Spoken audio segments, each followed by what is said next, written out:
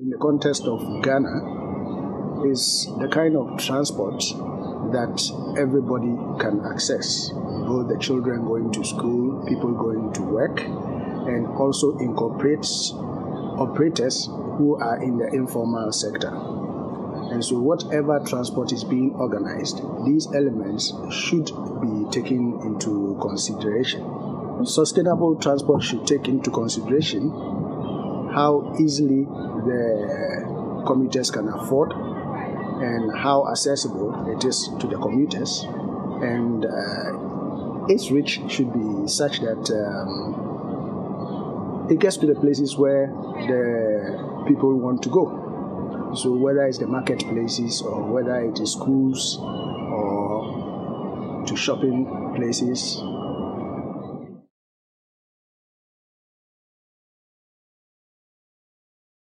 Mobility, moving around, I think is a right that every individual must have. And in the context of Africa, people move around for economic means, for school, for social means, and the way they should be able to easily move around is something that we should consider. So sustainable transport is, in my opinion, something that assists in this direction. It should be easily accessible, it should be affordable, and it should be such that it gets to where the people want to go. Most people in Africa can't afford their own personal means of moving around, and therefore the most efficient way to move people is to move them en masse. And clearly whatever transport solution we are looking at should be transport that moves a lot of people. And if it's supposed to be assisting them in the long run, then it has to be sustainable. Sustainable meaning that it is something that we can continue to support. And when I mention we, I'm talking about the government institutions. Governments should be able to continuously use resources to be able to support that kind of activity. People import cars simply because we do not manage the road space properly. And therefore, moving around becomes very difficult. The road spaces are congested, public transport, the quality of public transport is not good, and it takes a much longer time to make journeys that in the past you were doing within shorter time frames.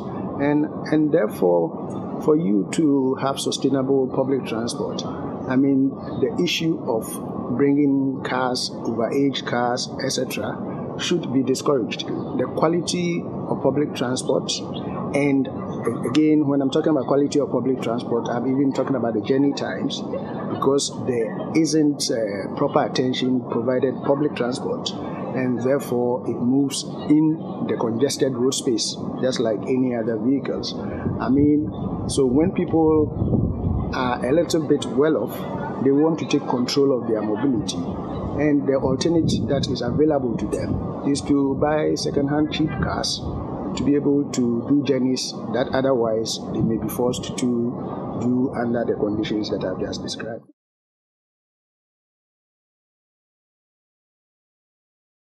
If we look at the improvements that are going on in South Africa, in Johannesburg, in Cape Town, and then when you look at what is happening in East Africa, in Tanzania, in Kenya, and then when you come to West Africa, what we're doing in Accra, and also what has happened in Lagos, and the efforts they are making to ensure public transport is easily accessible, is sustainable, and is safe, I think there's a lot being done on the continent. Kenya is attempting to introduce also some improvements in public transportation, and is getting its public transport infrastructure organized, and at the same time also attempting to introduce the BRT. So I think there's a lot of work going on in Kenya also in terms of public transportation.